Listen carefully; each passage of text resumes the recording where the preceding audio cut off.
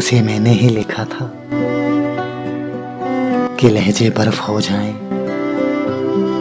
तो फिर पिघला नहीं करते, तो फिर पिघला नहीं करते। परिंदे डर के उड़ जाएं तो फिर लौटा नहीं करते। यकीन एक बार उठ जाए कभी वापस नहीं आता। हवाओं का कोई तूफान बारिश नहीं लाता।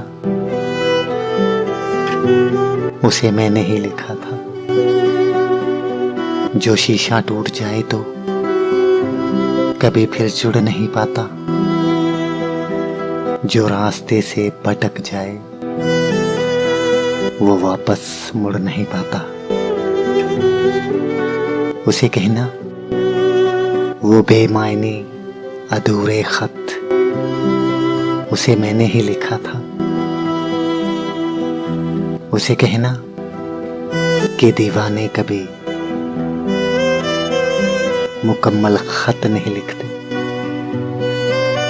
उसे मैंने ही लिखा था। उसे मैंने ही लिखा था।